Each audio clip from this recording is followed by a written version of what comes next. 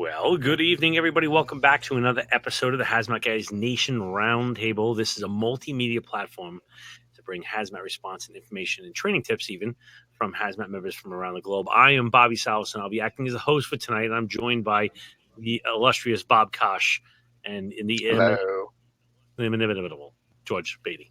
How are you? Peachy. And yourself, Robert? Good. How are you? Living the dream, baby. Yeah. So anyway, Every day. all right, good. So we have a bunch of people on right off the bat, starting it out hot. What's been going on, Bob? You said you had something. Yeah, a friend of mine passed on some information about a hazmat incident in the Northeast area. Your neck of the woods, actually a little further northeast from you guys, where the first due engine company got called for a automatic fire alarm or whatever it is you call them, but basically a mechanical alarm. And when they got off the elevator, they got hit with this smell, odor, taste, all the signs and symptoms of a chemical of some sort. When they were able to go, and I think some cops got tagged a little bit with it also. When they got back downstairs, they were taken right away to the emergency room.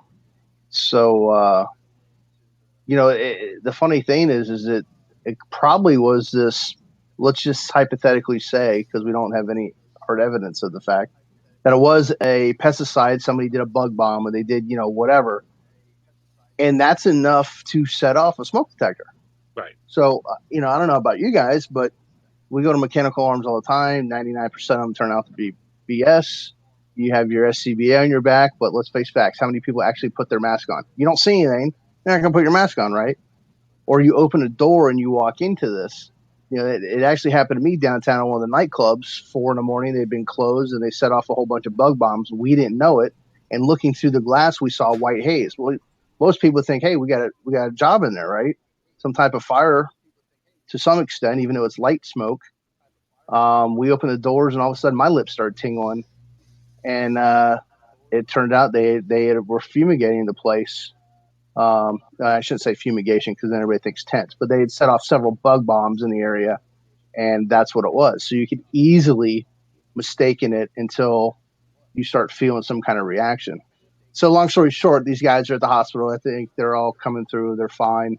But how many people would think about it? And then take it a step further, what do? Do you just take them and throw them in the back of the ambulance, or should you decon them, or because what do they got? They got a bunker gun and SCBA. So now what are you going to do? Good question, George. What do you think?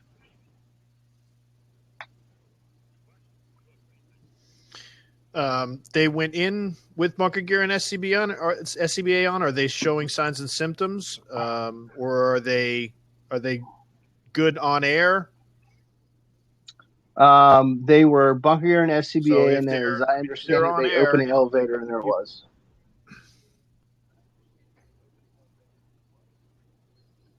Okay.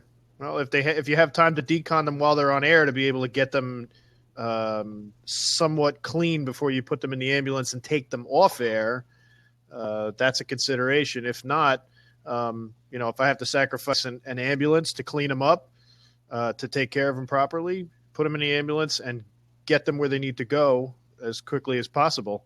If you don't have the time, you don't have the time. It's more important to save them than it is to worry about contaminating an ambulance.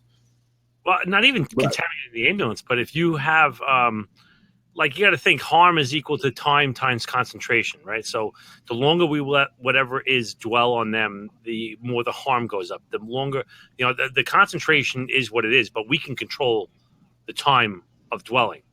So, like Mike says, if you ditch the gear, pretty much 75% of your problem goes away right away. Yep.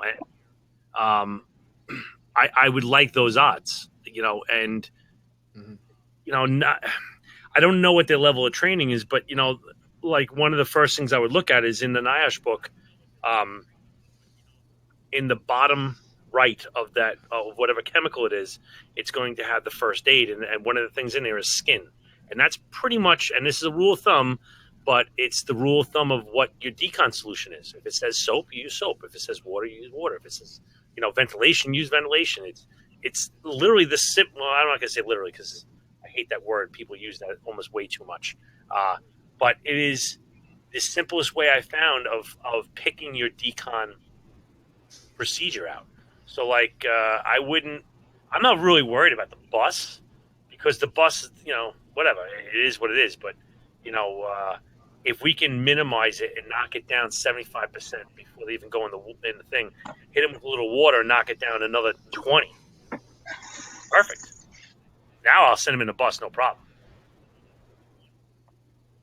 And I can even make the point is, reverse isolation. As long as you have the time to do that, you get them out there. Right, good.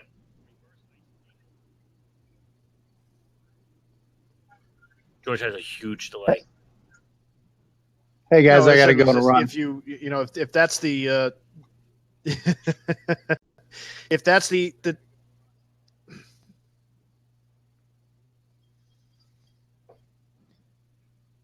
what I was saying was that you're correct in that removing the gear, like I said, if you have the time to decon them, even if the decon is removing the gear, and that takes care of 75% of the decon all by itself, like you said, that's good odds, and it's a very good start.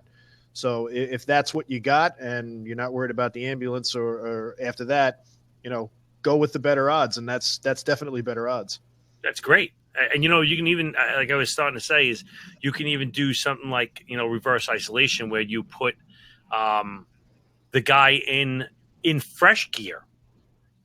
Something to isolate him from the rest of the ambulance. I'm not saying gear. You can put him in a suit, but you're basically keeping him from getting whatever he has on him out. You got to weigh the pros, cons, whether he's going to be sweating inside that or whatever, which would make it worse. We don't want a hot, sweaty guy because those pores are open. We want him cold, actually. But reverse contamination is great. And that's it. So, in all reality, not knowing anything more about this thing, I'd probably strip him down, look in the NIOSH in the first aid part, see if it's water. If it is, hit him hard, and then put him into something, put him in the ambulance, go. I wouldn't screw around.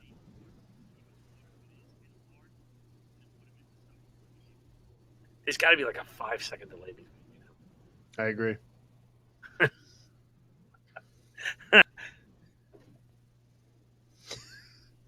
Right? So, this kind of thing happened actually in Phoenix, where we don't put on our SCBA all the time, and I don't advocate for it either. We go to EMS runs all the time. We go to mundane, everyday nuisance calls even, and they don't get put in a ticket that way. They don't go anything, and then I hate to say it, but something triggers it, whether it's a scent, one of the 5 senses, or possibly, and where we work, all our officers carry a meter, a radiation meter, and a carbon monoxide meter. So if one of those things pick up, then we're going to create some action. We're going to do something. Bob, I agree with you 100% on the chronic exposure of low-level chemicals on your gear will hurt you. The gear must be deconned after every use. I understand it, and I applaud it. Coming from where I am, if we have a fire where we have, just a first alarm assignment, and we have 120 guys there, I can't decon 120 sets of gear. The logistics of it are insane. It might be able to be done. We're taking steps in the right direction, but as far as New York City, I don't see this happening for the next 5 years. They're starting to be a little more proactive with the hoods, but this is, especially in New York City, we're glacial. we're bad with moving along quickly.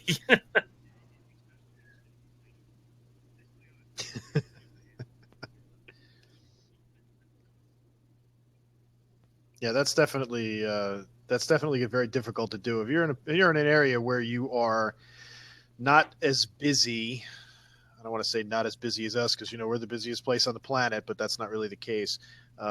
Cleaning the gear after a really good job is probably not such a big deal if there's fewer of you and there's more time in between good fires. But what they've started to do with us now is to get better with washing the hoods, which obviously sits right here. And they've talked a lot about its relationship to wearing a dirty hood to, possibilities with things like thyroid cancer, because obviously you have a chronic exposure that's going on right around your neck. And cleaning the hood regularly is obviously a whole lot easier than cleaning an entire set of bunker gear regularly. But it's, like Bob said, it's glacial. Its change comes very, very slowly with us. And unfortunately, that's going to take a long time to do anything at all, good, bad, or otherwise.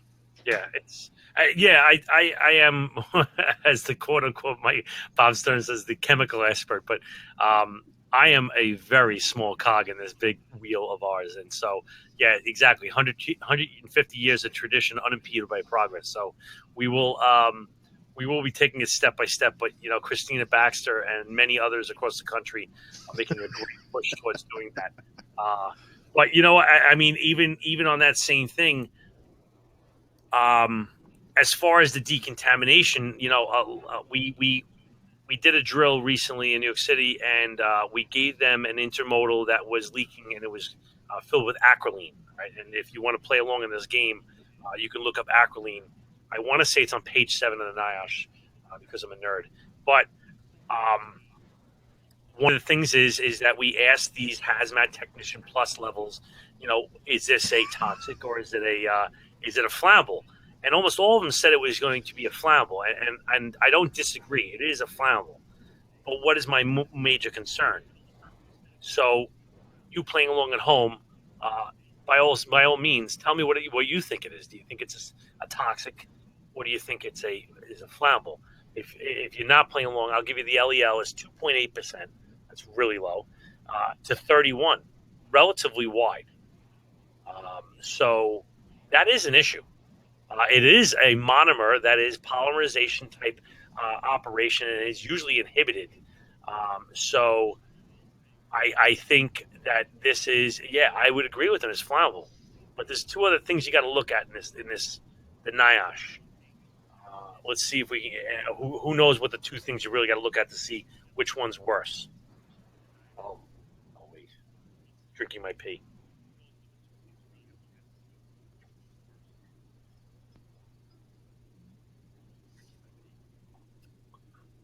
We need Jeopardy music or something. I'm not gonna wait.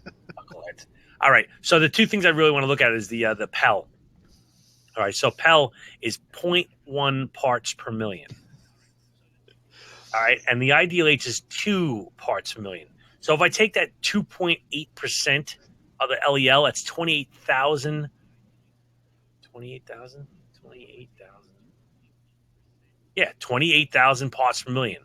So I have a flammable problem at 28,000, but I have ideal H at 2. So that's a big difference, man. This is a toxic in my playbook. Does anybody disagree with that one? I'll give you another thing. 65% of all hazardous materials are flammable. And I'm going to say, I'm pretty sure about this, but just about every flammable liquid that I can think of is also toxic.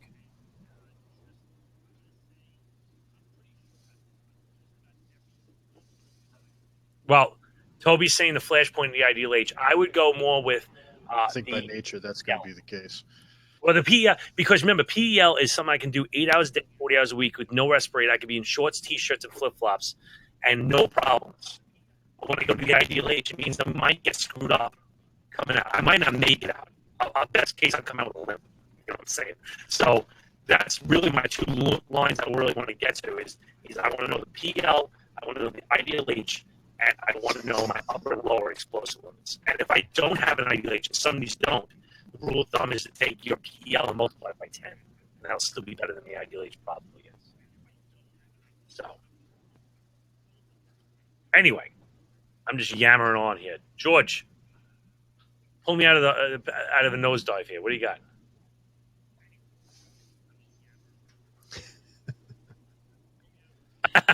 Yes. No, you're not nosediving at all, my friend. Oh, all right. Pontificate about chemicals, please. Go, go, go. Yeah. I don't know anything. I'm just spouting off. Yeah, you could drink anything, enough I of don't have a anything. NIOSH in front of me. I can't get your numbers going. Water is toxic with enough you drink of it. It's, so yes, water will do that too if you drink enough of it. It's already been proven. it absolutely will. Yes, it is. What else did I have tonight? Oh, but you know water is what? not flammable, so we're lucky on that route. Yes, it isn't a novel. Where is it? I was really nerding out today, and we were trying to investigate a question that came up to us in on the groups, and somebody was saying that they didn't know the answer. They heard an answer, and they wanted us to confirm or deny it. So I will throw it out to you guys. What if you have an unknown? What is the minimum level of protection? And whatever you say, you better know where it is. So you're going to say it's in NFPA 472 or 1910, or is it in 49 CFR, or you don't have any idea, or Joe, the old garbage man that used to be on your job, told you. Tell me where you heard it and what you had.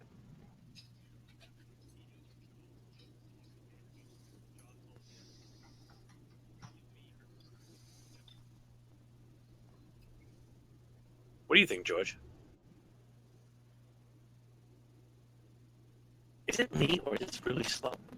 Am I quick? We're coming up empty here, pal. I got one. No, I think it is. We were told a level A. We got a level B. A vote for a level B. Okay. I should put a poll out. That'd be good. I think I'm going to vote level B. Bunker. It's from Hazmat Q above the book.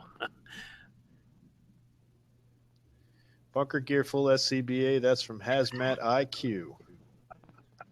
Yep. Bunker Gear Above Full the line. Above the lean. All right. We have another level B. I am going to give you exactly where it says it.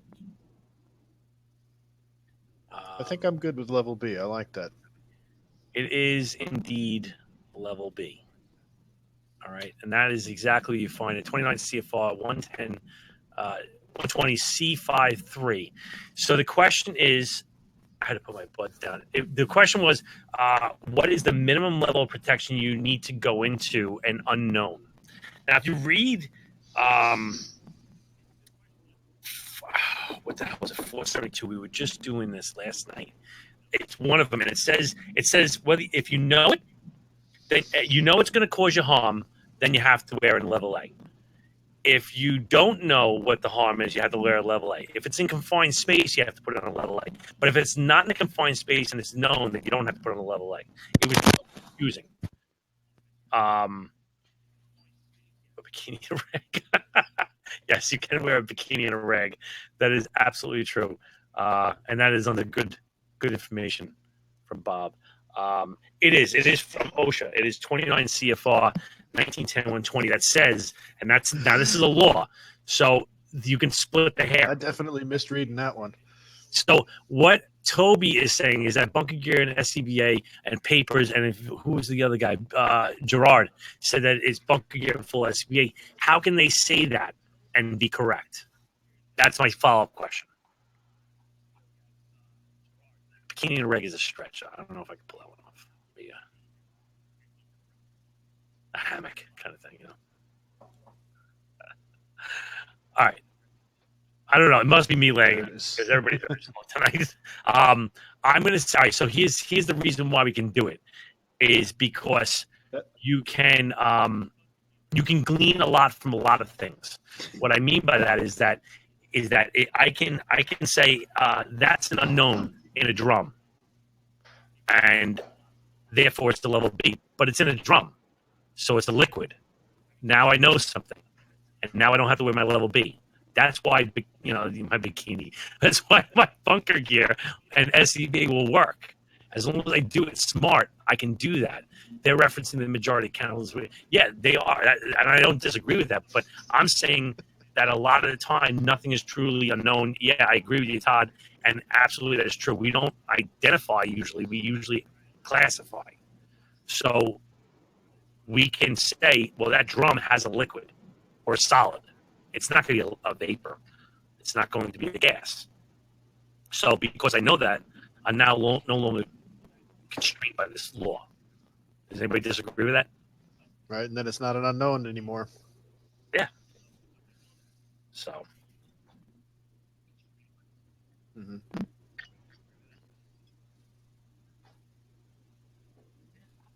Indeed.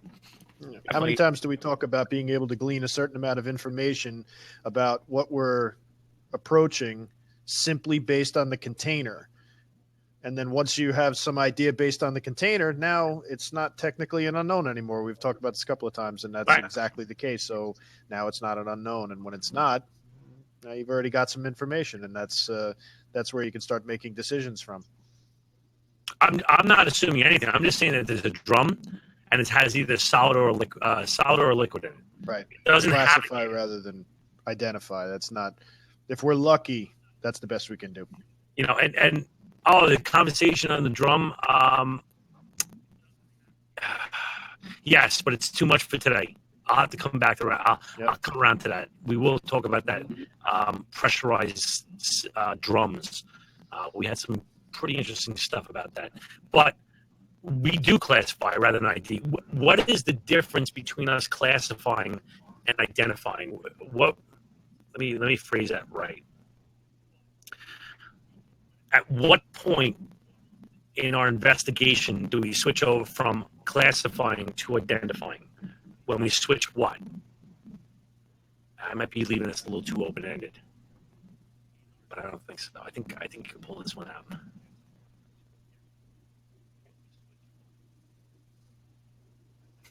You guys suck. If you're making me wait, you guys suck. Two Todds here. Ooh, oh my God, there's two Todds here. It's like a doppelganger.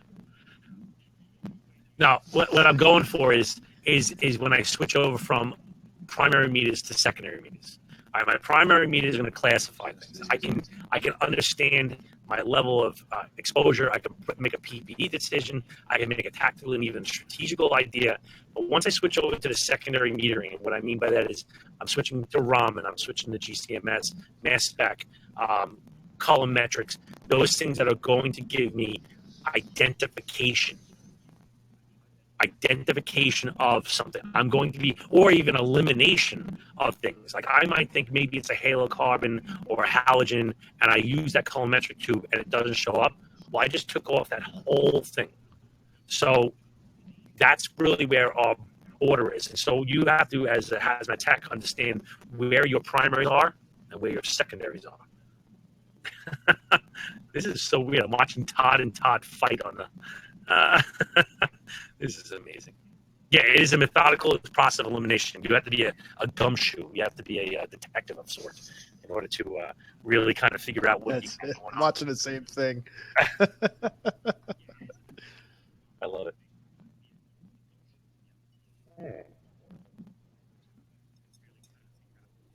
Well,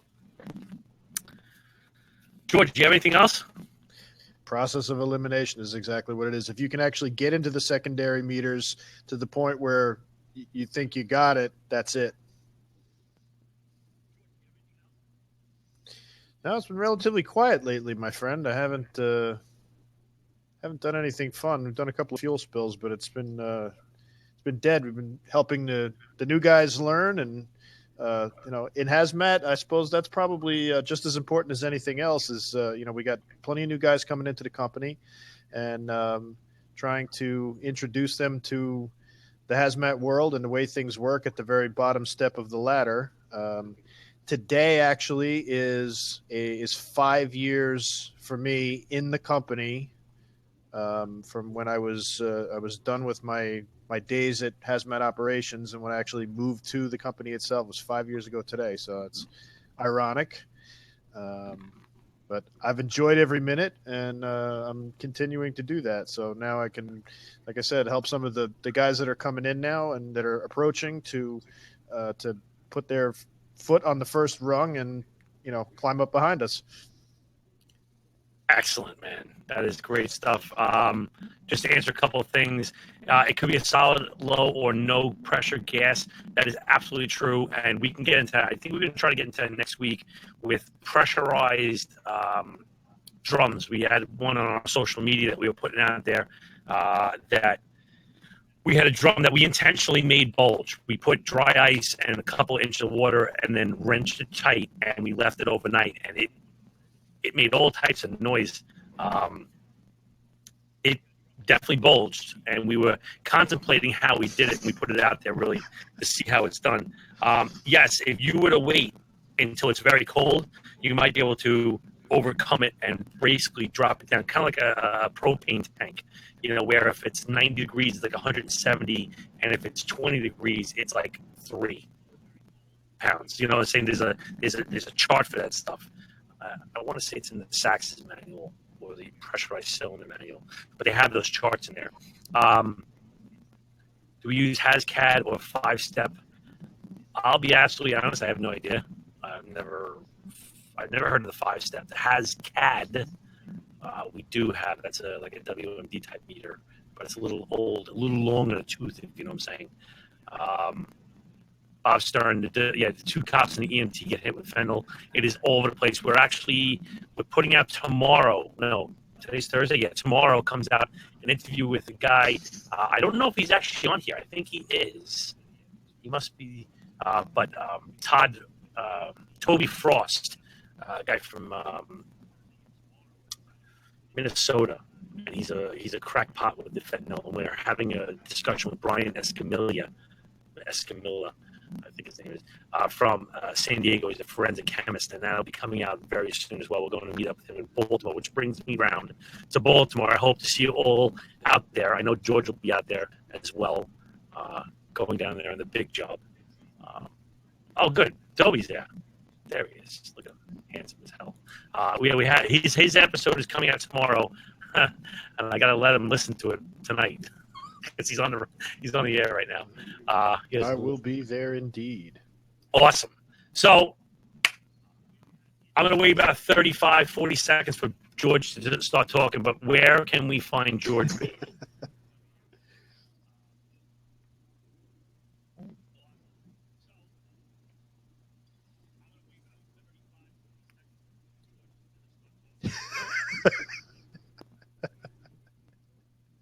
I can be found these days still on LinkedIn. Just look for the New York City Fire Department Hazmat Company 1 for the time being. I'm sure I will eventually show up on the new Hazmat Guys website, but until then, that's the best way to find me should you need to do that. I will be in Baltimore with the Hazmat Guys on the 15th through the 18th of June, which is about 2 weeks away. So anybody who's coming down, we'll see you there. All right, and I am Bobby Salas, and I'm the co-host of the Hazmat Guys podcast, and I'm going to give a very big thing today. We just released a brand new show called Ask the Hazmat Guys, and it is a show that you, anybody, I don't care who they are, can write in a short form question. Just send in your name and your city as well, and we will answer it in another show. So if you listen to the show, go to the iTunes and look for Ask the Hazmat Guys. If you want to send something in, go to ask@thehazmatguys.com, and you can send in a question, and we'll start answering them. They come out every Tuesday at noon. Very excited. So far, great response to it.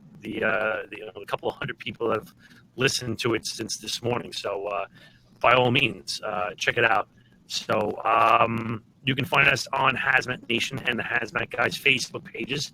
And be sure to catch us next week's show live every Thursday night at 21:15 hours on Webinar Jam. We can find the link to our show on hazmatnation.com. And we'll also be posting the show on our YouTube channel at THMG Nation. So see you next Thursday.